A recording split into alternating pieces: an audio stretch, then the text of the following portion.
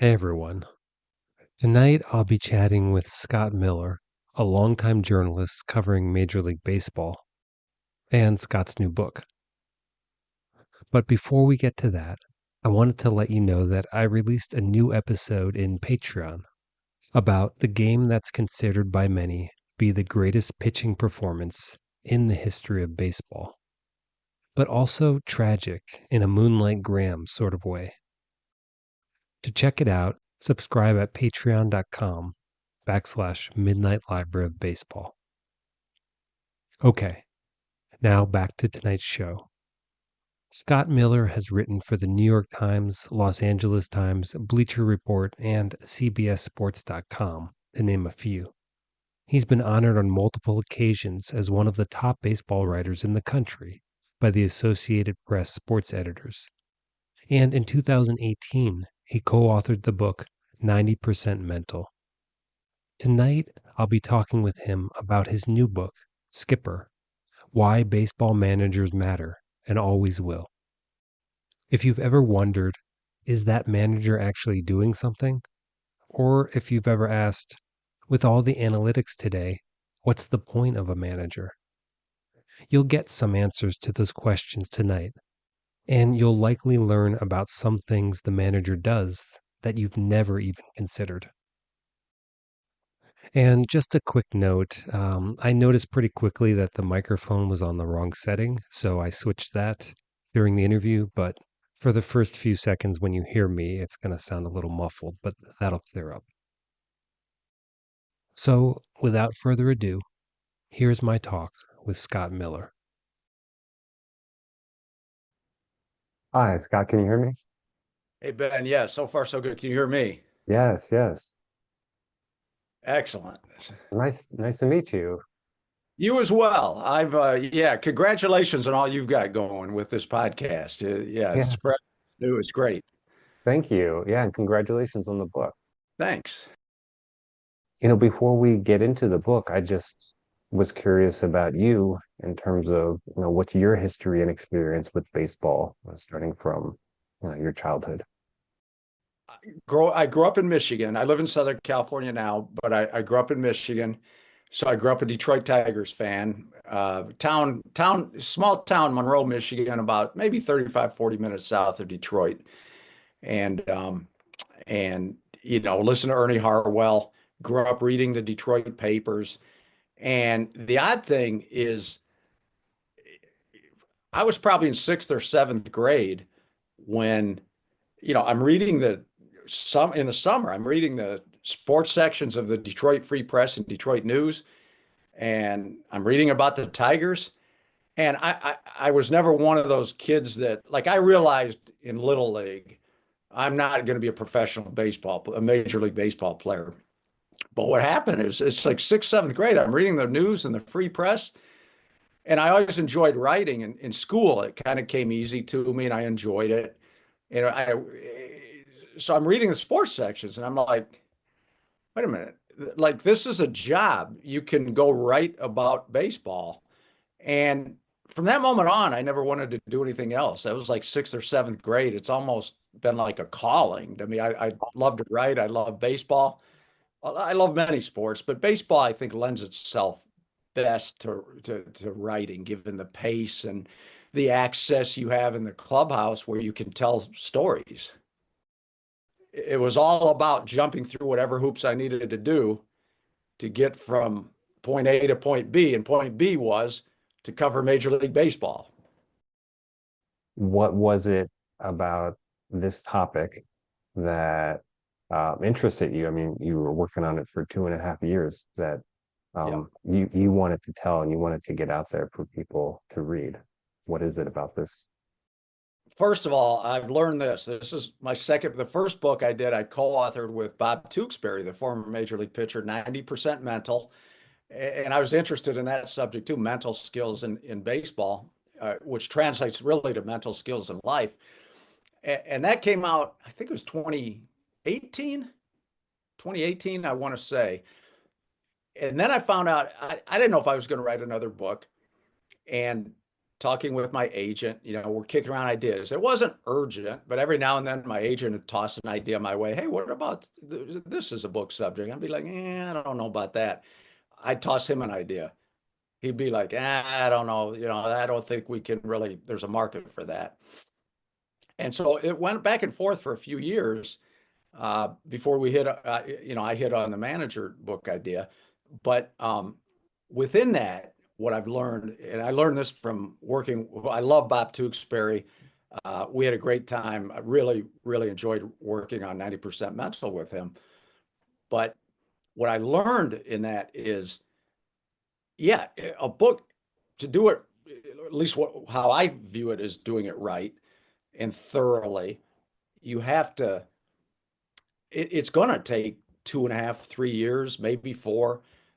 So it better be a subject you enjoy and you're passionate about, because if you don't, it's like, kind of like maybe hanging out with a friend, it's like, why would I want to hang out with this guy for 2.5 or 3 years if I don't enjoy him? It's kind of like that with books. And the manager book hit basically over the last few years. I mean, how many of us in the baseball world have been talking about, hey, you watch a game. Is that manager really writing his own lineup? Man, all analytics has taken over the game. Are they just handing this particular manager lineup, or are they telling him what to do, and how much autonomy does he have? And that's really become a flashpoint in the game about the managers in general not having the autonomy they once had. And within that, there's been kind of this undercurrent of maybe the job's not as important anymore, but it's still a leadership role. And so what we came up with in the book, it's every bit as important as it ever was, because it's a leadership. There's only one guy in the dugout directing the game, and more today than ever, communicating with his players. We can get into that maybe later. I don't want to go too far off subject here, but the whole idea of the manager and how the role has changed. And so that I came on that idea because of it's become a flashpoint in the game over the past few years. And then secondly, I've over my career kind of watched the job change from, when I broke out, we mentioned Tom Kelly, and Sparky Anderson was managing in Detroit, and you had those tough guys that ruled the roost with by themselves. And now you still have a little bit of that, but obviously today's managers have to manage with a baseball operations office over their shoulder, and they have to answer questions from the baseball operations department. They may have to execute what the baseball operations department wants. And so anyway, the job basically has changed. I mean, from what it was in the 80s or 70s to now, it kind of looks the same. The manager's there on the top step of the dugout, and it may seem the same, but it's a totally different job. And it was also a fun project because some of the guys that have retired, like say Jim Tracy used to manage the Dodgers. I haven't seen him in years, but I always enjoyed him and respected him. And it was fun with those guys to reconnect, a good excuse to reconnect with people that I haven't Yeah. talked to in a while. Yeah, yeah. Yeah, it sounds like I was just gonna say that, a good excuse to reach out to people Yeah. and have those conversations. Yeah. So I'm gonna That's play one license I found as a journalist. And I think it's not just in baseball, Ben, but one good secret is you can you have a built-in excuse to go approach whoever you want to approach, or go ask questions or learn about what you want to learn. And that's pretty cool. Yeah, wow. It's yeah, I never thought about that. A way to cut through social anxiety. Right. Did that too. So just to ask, more simplistic question, because there have been player managers and on that dual role, but what would happen in your mind if um the manager of a major league team was fired and the team was left to its own devices for a week or a month? Like what do you see? Yeah, that's a good question. Somebody would have to at least write the lineup card, right? Whether that was the baseball operations or whatever, but I think it would be chaos. Um, and I think even players that say, we might not need a manager, I think even they might realize, it helps to have a point man here in the clubhouse. Mm-hmm. Uh, I do. So, um, obviously they come with all kinds of different skill sets and different, uh, uh, you know, different demands in different places. But yeah, and you mentioned the player managers that used to happen. It's interesting. I had a chapter in this book on player managers. I talked to Pete Rose before he died about managing the Cincinnati Reds Mm-hmm. and playing. And Don Kessinger, the old he was the last player manager in the American League. He played for the Chicago White Sox and he managed them right before they hired Tony La Russa. But that got left on the cutting room floor. Okay. Well, what would you say are some examples, for the average fan that they may not see in terms um of the manager's role, the manager's value, what's happening behind the scenes? Behind the scenes. You know, when I said that the job is different today than it was, say, when Earl Weaver was managing, behind the scenes, I think where the fans, a couple things, where the fans might not realize. One is communication. And I think that's probably true across the board in a lot of different industries today. It's a different world, and leaders, and in the case we're talking about managers, need to communicate with their players. The Earl Weavers and the Sparky Andersons didn't say, this is what we're doing, or they go to a player and say, I need you to do this. That was it. The player would have to take the marching orders. Today, players want to know why. I think, yeah, communication across the board in all industries, um, I think is important today, more so maybe than 30 or 40 years ago. It's certainly in baseball. Earl Weaver, even I talked with Bruce Bochy about this when he started managing. It used to be you just told a player what to do and the player would do it. Today, the players want to know why. Well, why do you want me to do this? And what about doing it this way? And players, managers have to kind of do a little bit more explaining. And as such, communicating to keep everybody together and to keep all the players on the same page as the manager. I know Dave Roberts in Los Angeles is a master of communicating. That's one of his strengths and one of his superpowers, I'd say. And when I spent several days with him for one of the chapters in this book, um, we talked about this, and he likes to, as he says, he likes to touch every single player every day. And by touch, he means check in. It doesn't mean physically touch, but it is uh, at least have whether it's 10 seconds of FaceTime or 2 minutes of FaceTime with every player on his roster every afternoon. He'll go in maybe the lunchroom at 2 o'clock in the afternoon as the players are getting ready to go out to take batting practice. He'll make the rounds. He'll talk to whoever it is, Clayton Kershaw, and then check in with maybe Yoshinobu Yamamoto, um, Tyler Glasnow, Max Muncy. And then maybe he doesn't get everybody there, but then in the clubhouse, he may hit a couple people. And then maybe on the field during batting practice, the guys he hadn't checked in with yet, he'll get to them. And it might just be hey, how you doing today? It might be, hey, how's your wife? She's been kind of sick lately. I know, are things better there? And it's all about letting the players know he cares. And that's kind of where we are in the world today too. I think, the managers, you care more about the players than as just players. You care about them as people. You get to know them. It's interesting because like Sparky Anderson did not want to know his players personally for the most part. And it was because he always thought eventually I'm going to have to trade them or release them, and it's just going to be too painful. It's just easier to keep it all business.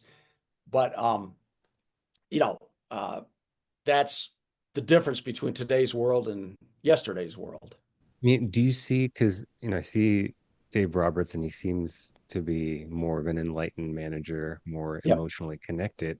Um, is that happening throughout the league or is he doing something different?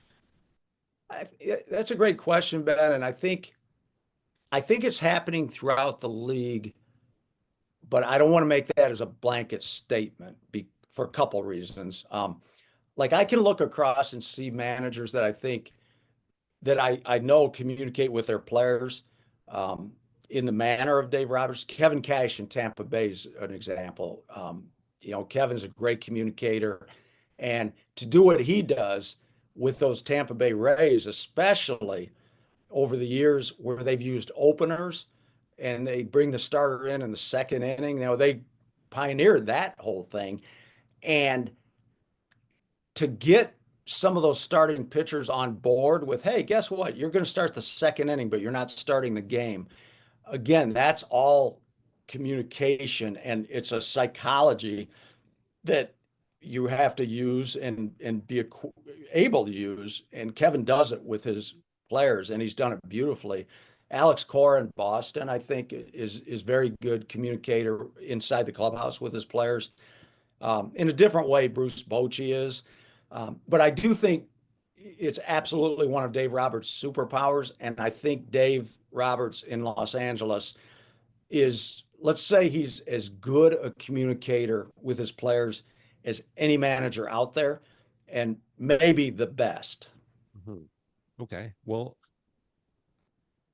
you're talking about Tampa Bay, and I know the question in the book came up with them and Ash and analytics, and what are you actually doing? And I'm curious this question of analytics versus common sense, because at this point it seems like analytics can actually capture most of what's out there. What is it not capturing that still falls into the category of common sense and knowledge that a manager can see that numbers and computers can't put together? Yeah, yeah, that's $1 million question, and I think that the tough thing and interesting thing I think about a manager's job is his job itself isn't quantifiable, and nobody yet has been. There's always been these debates, right, about how many wins really is a manager worth in a given season.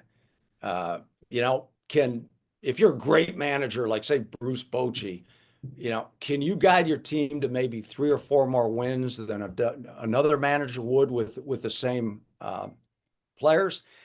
And it's fun to talk about, and people have tried to look at that analytically, but nobody's been able to nail that down. And I think that the common sense that a manager uses today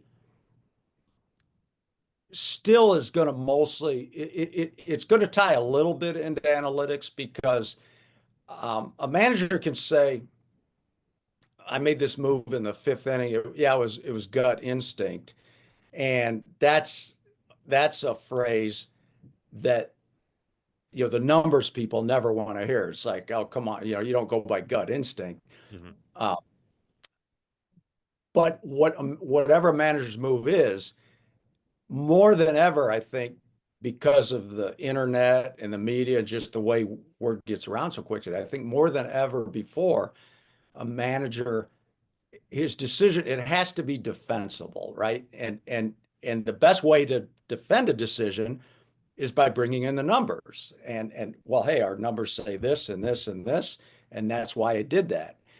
Now, if you go common sense, is why I made a move in the fifth inning. To a degree, you're still going to have to be able to defend that. Um, you know, I know some veteran managers like a Dusty Baker or Bruce Bochy.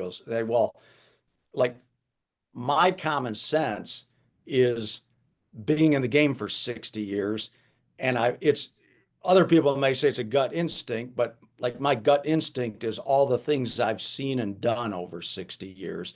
And I that's what's prepared me for that moment. Yeah. I mean, along those lines, can you talk a little bit about the 1991 World Series and Jack Morris and Tom Kelly and Yeah, the famous, yeah, and that was part of the fun of the book too. That and then that contrasts with the 2020 Blake Snell decision, which I feel bad, Kevin Cash still has to talk about today, but that's kind of the contrast of what the game was and what it is now. And yeah, the Tom Kelly decision, I mean, you watch today's game and you think, my gosh, amazing that the front office was hands off and just would leave, that there was an actual age where the front office would just say, I don't care, it's the World Series. The manager's on his own, he makes his own decisions. And yeah, Jack Morris, game seven, 1991 World Series in the Metrodome, which was, I wasn't there.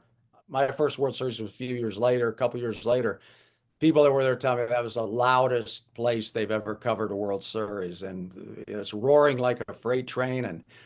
And Jack Morris versus John Smoltz. It's Game 7 of the World Series, and at the end of 9 innings, it's 0-0, and Jack Morris comes off the mound and goes to the dugout, and Tom Kelly goes to check in with him and says, "That's enough, Jack. You've done what you can do." And Jack's like, "No, this is my game. I'm not leaving." And the pitching coach at the time, Dick Such, was there, and Kelly looks at him, and Such says, "Yeah, Jack says he's still good to go." And Kelly looks, he says, "Well, what the hell? It's only a game." So Jack Morris went out for the 10th inning, shut down Atlanta again. The Twins win 1-0, and what many people consider the greatest World Series game ever played. that's such a cinematic moment. But like Yeah. it's a contrary, it's like because it goes against all those thousands of people in the stands, millions of people watching, they they probably did not have the same philosophy as Tom Kelly on life and baseball in that moment. They probably didn't. And I don't know if this ties in with your a question or two ago when you asked about a manager and common sense. Um, but yeah, I mean, to Tom Kelly, he could see Jack Morris's eyes and he knew what a competitor Jack Morris was. And I bring that part of it up and the common sense part of it up because, you know, in the book, I talked to Tom, of course, about where he was and what he was doing when Kevin Cash pulled Blake Snell. We talked about that, but also, uh, there are a couple other moments in the 2015 World Series when Kansas City and the New York Mets. It wasn't Game 7, um, but it was in New York and it was the clinching game. And Matt Harvey talked Terry Collins into leaving him into the game, and it didn't go so well. He went out and he gave it up, and the Royals won the game. Tom Kelly, I talked to him about that. He said that was a pretty bold thing for Matt Harvey to do, but he said I'm not sure Matt Harvey had Jack Morris's resume at the time, and I'm not sure he was the pitcher Jack Morris was. So in the moment in 1991, knowing everything he knew about Jack Morris, it probably was more of a common sense moment for Yeah. Tom Kelly to leave him in the game versus if you look years later in the Matt Harvey game with Mets Royals or any number of other games, it wasn't so much. Well, I mean, I like that from both those perspectives because there's all the knowledge that Tom Kelly had in Yep. making that decision, but also as a leader, he's really, saying to everyone, it's just a game, and and it's on him, it's on him. And he's like, yeah, Yeah. you Yeah. know, whatever happens, and really Totally on. modeling that for people because, at that high level, how do you see it? It's just a game, but whether it was internalized for him or not, I mean, that's amazing Yeah, at that moment to just say that. it is. And, within that too is something that is also in the manager's handbook. I mentioned, Tom Kelly knew what a competitor Jack Morris was. He knew what he had in Jack Morris. And it's incumbent on managers. They better know each one of their players inside and out. And you always hear a manager's main job is to put a player in a position to succeed. He has to put all his players in position to succeed. And part of doing that is you got to know every one of your guys. You got to know their strengths, their weaknesses, maybe their mental strengths and weaknesses. Can this guy handle this moment? Can he handle a moment 2 innings from now? And all of these wheels are turning in a manager's mind, and he has to know all of this information. And also, while he has to know all this information, it's fun for fans to sit on the side, and you get it especially in October. October, I don't I mean, good luck to any manager in October because whatever pitching move you make is going to be second guessed in October. But, there is one thing that a fan, and it's great to second guess managers, and that's all part of the fun of the game. But as I say, managers have to know their players. And then as a fan, you have to ask yourself, if I think the manager's dead wrong here, is do I know everything the manager knows? Mm-hmm. And obviously, most of the time, the answer is no. And one other small little thing that did not make in the book, it just, I love the anecdote, but it just didn't really fit. But Kenny Williams told me that when he was running the White Sox and Ozzie Guillen was managing, there was a game one night where it was a perfect moment late in the game. The lefty reliever, whoever it was in the White Sox bullpen, it was obvious, bring him in now. And Ozzie didn't, and it didn't for the next, and the guy never even made it into the game. And fans were up in arms like, what? That was an obvious move. Why didn't Ozzie bring the guy in? And Kenny Williams said, I waited until the next day. And I went downstairs and said, hey, Ozzie, last night, whatever, seventh inning, what was the deal there? Ozzie looked at him and said, you know what? That lefty pitcher, he had diarrhea. He was in the bathroom. He couldn't go. Nobody knew it. Yeah. I mean, that kind of stuff must come up all the time, Yeah. right? Yeah. Yeah. And then I mean this one thing that you wrote about with all the money, this one aspect, like someone who wanted to be a manager, they would go down to the minors, they'd work their way up, but now because they've made so much money as players, like they're not going to go down, right? And right, they're not Right. going to, Yeah. and like that really changes things in terms of getting your experience. And is that at the cost then of the baseball team that's going to get them? Right. Yeah. Yeah. Craig Counsell talks eloquently about that subject in the book. And it turned out he was the perfect guy to talk about it because, when he left the Milwaukee Brewers, his contract ran out and he signed with the Cubs. He was a free agent manager for a little while and he was desirable. You don't have many free agent managers who are desirable because usually if a manager's having success with a team, the team re-signs him. And if you're a free agent manager that hadn't been resigned, you've probably been fired because it was a disappointing season. And yeah, baseball managers, grossly underpaid compared to other sports, even college football, basketball coaches. But to your point, that's exactly right, Ben. Craig Counsell played his free agency into a deal with the Cubs, 5 years, 40 million, 8 million a year. Highest paid manager until Dave Roberts just this winter surpassed him after winning the World Series last year. But yeah, Counsell talked. He said, "Look, he mentioned Aaron Boone of the Yankees. He said, Aaron made enough money playing. He's just not going to go down to the minor leagues and manage." He said, "It's not something he's going to do." He said, "That's not arrogant.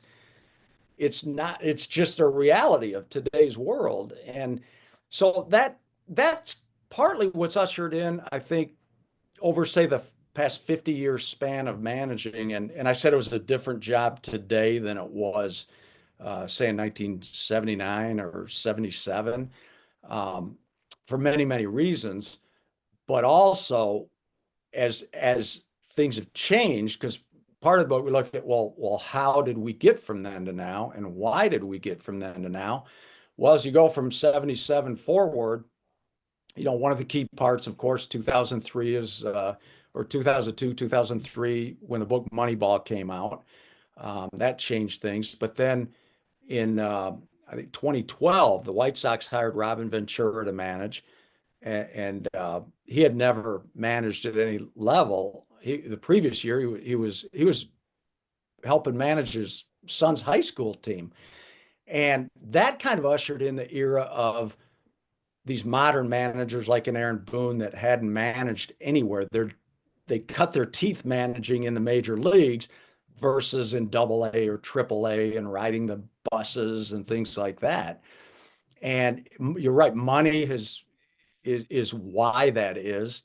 And as Craig Counsell said, yeah, it's unrealistic to think guys are going to go down to the minors when they've made all this money in the majors. So if you want to um, employ a former player as a manager, there's a good chance, whether Rocco Baldelli in Minnesota, Aaron Boone or whomever, that he's going to be learning on the job in the major leagues. Whereas years ago, managers like players had to manage in the minors first and work their way up. And one thing that you've already touched on is um, it's just reminding me of a moment in your book where you're talking about Don Mattingly, and I I think it was when he first started, so it would have been 84, 85, and he uh he came from this place of you can't question the manager. And like to me, that's pretty recent to still have that mentality of, oh, they're not talking back or they're not questioning. I mean, um I'm sure that happened, but when did that really start to change with the asking why? Why do I have to do this? Or why are you telling me? Like, was there Yep. a time? Yeah, I mean, I think it's a generational thing, and the generation where that really started to happen, late 90s or more the early 2000s, I'd say. I mean, in the 90s, you still had, again, when I was covering the Twins through 99, Tom Kelly told you what to do. You weren't going to question him.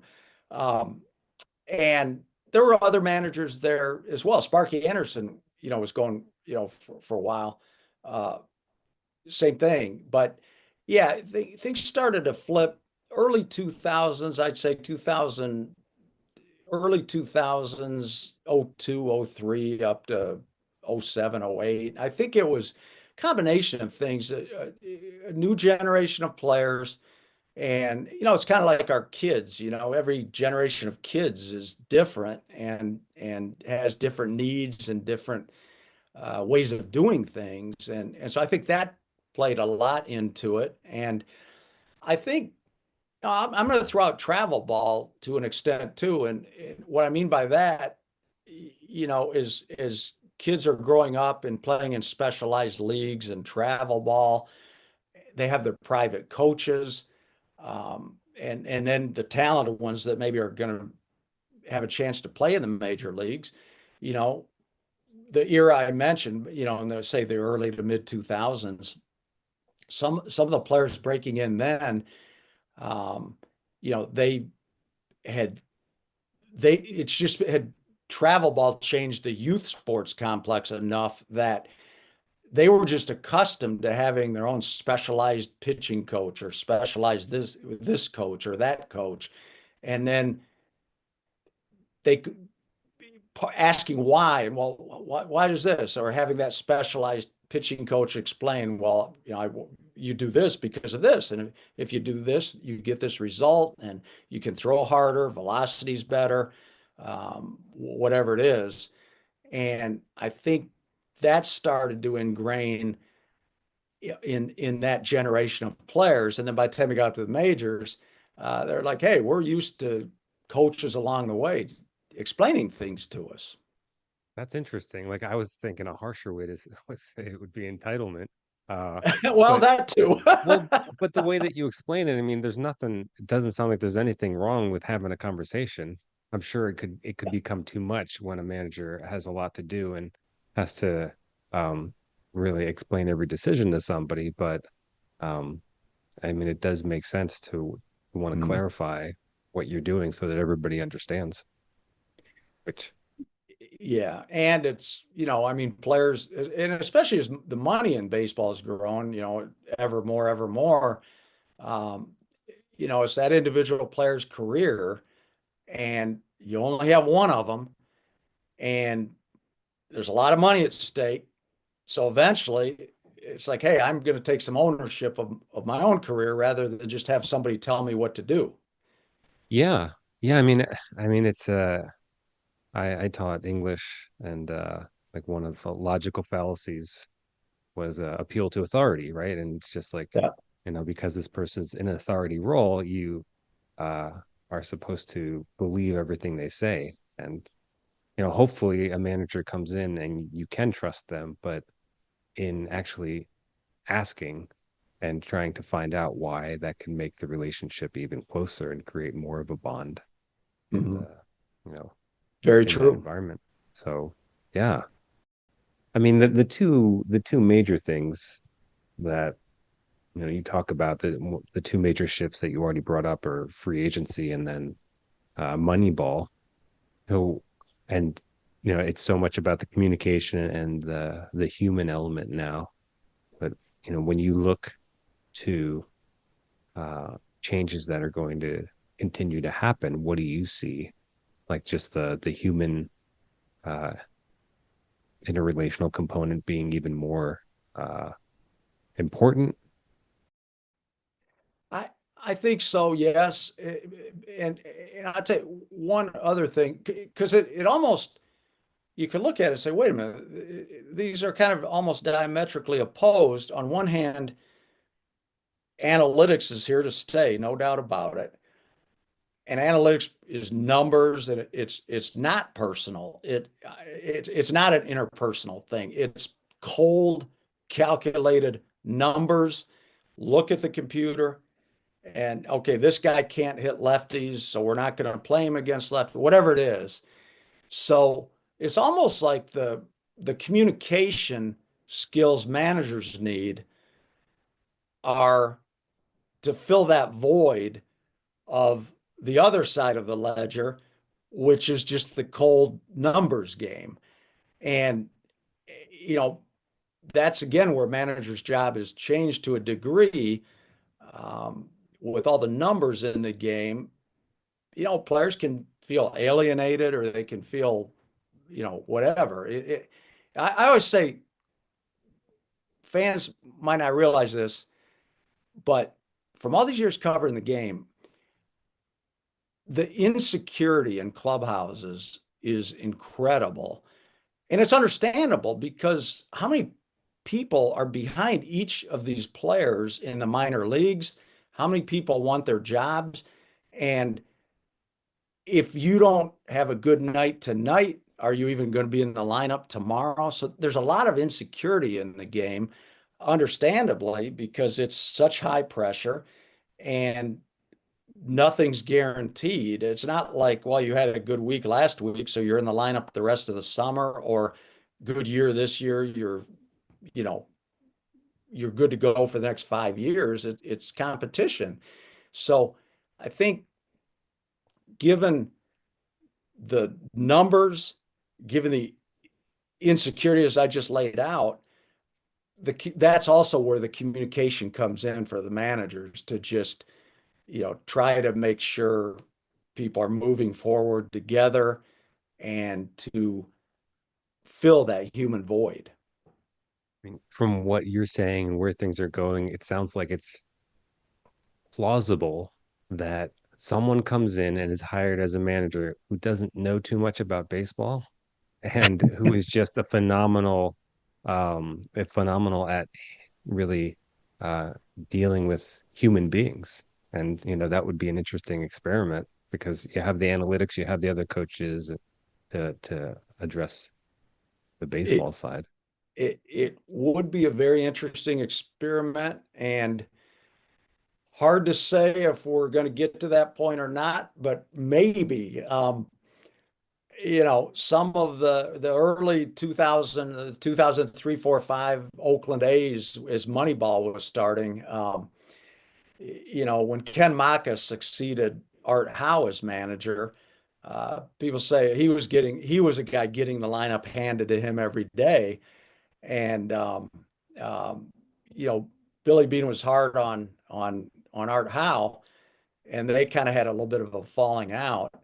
And Billy was great, by the way, talking about that era in the game with me for this book. And he was pretty self-reflective and said, yeah, there's maybe a few things I do a little differently now, but your perspective is different at 60 than it is at 40, especially when you're trying to make changes in the game.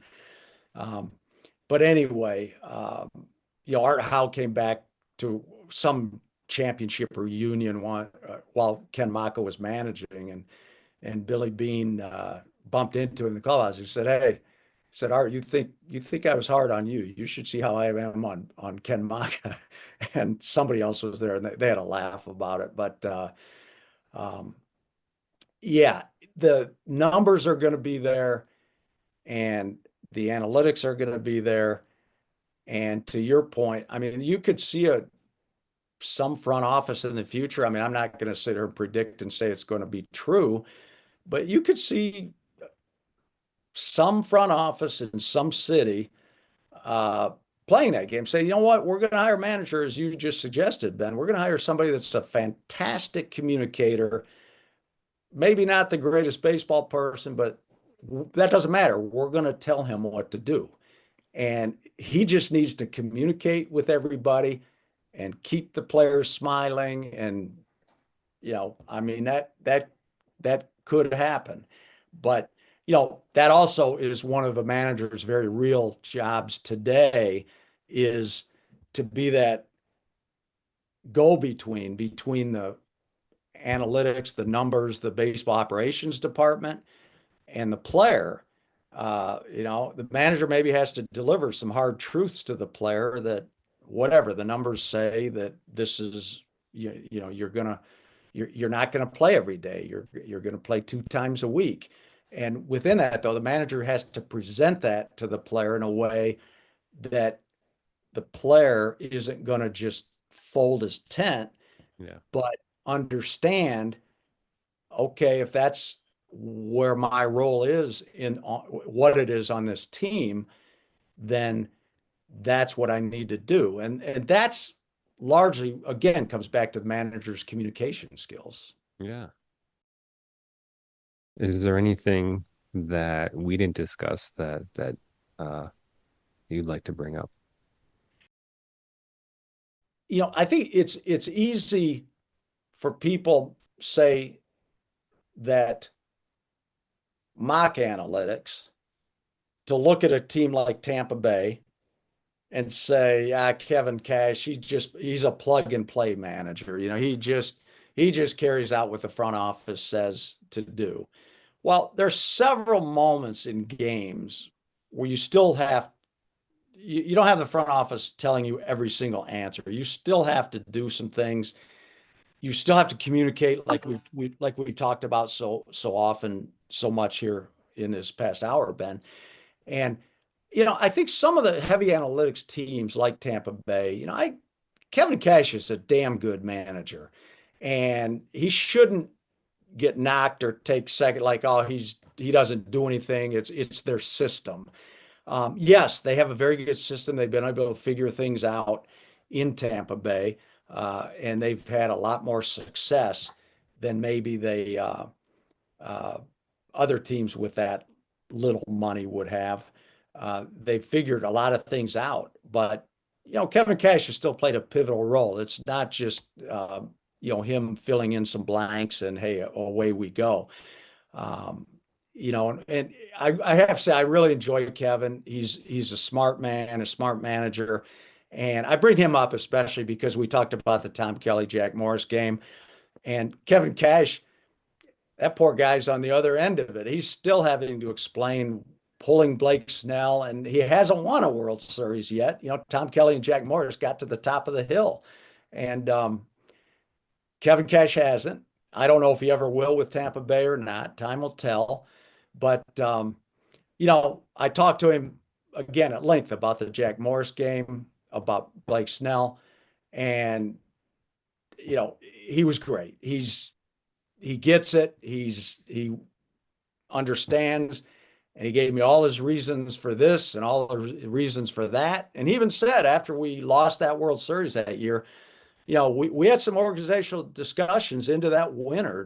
Did we do this right? Did we do that right? And it's just, I'd say that it's the game is endlessly fascinating, because just when you think somebody is the greatest at his job as a manager, the next season comes and all of a sudden the losses come. And then a guy you didn't think much of rises to the occasion. I mean, Ned Yost, that poor guy got mocked endlessly going into that 2014 postseason. They barely got by the Oakland in the wild card game, and he used Giordano Ventura in relief, and people were mocking him about why do you want to change things? Giordano's a starter, and he was basically portrayed as a clueless hillbilly. And what happens? They get to the 2014 World Series, they lose. They get to the 2015 World Series, they win. Ned Yost, 2 World Series in a row. And I had a lot of fun talking with him about that too, and about that country bumpkin hillbilly image. And he was well aware of the critics, but he said that's maybe something else fans don't realize as well, or maybe don't stop to think, and even media members. But I said he used Giordano Ventura in relief. In I think it was a wild card game against Oakland, and people acted like, "Where'd this come from?" Yost said we were talking about that as an organization 3 weeks prior to when we did it. It wasn't an idea we just came up with that day. And that's the thing. Almost every one of these decisions, whether it's Kevin Cash in Tampa Bay, Ned Yost in Kansas City, it's not just you wake up in the morning and I think we'll try this tonight. Most of these decisions are well thought out. A lot of them work, a lot of them don't work, but it's not because they were just thought up this morning. Yeah, yeah. And that feels like a good takeaway. And also, we don't want to rob fans of getting that anger during the game. Like, why did No, you we do don't. that? Got to keep that. Oh, it's been a pleasure, Scott. Thanks so Ben, much thank you. for talking with me. I enjoyed it. Yeah, I enjoyed our conversation. yeah, me too. Thanks for having me on. Really enjoyed it, and You're welcome. continued success. You got it going. Thank you. Thank you. You too. All right. Okay, Scott. Have a good day. Thank you, Ben. You too. Bye. That's the end of the interview. If you enjoyed this conversation and want more stories about managers and the many fascinating changes over the years, you can find Scott's book, Skipper, on Amazon. And you can hear episode 11 of the Midnight Library of Baseball next week. We'll be discussing the sometimes uplifting, sometimes contentious, always entertaining story of Judge Kennesaw Mountain Landis, the first commissioner of baseball and the focal point for many of the game's greatest controversies. Next time on the Midnight Library of Baseball.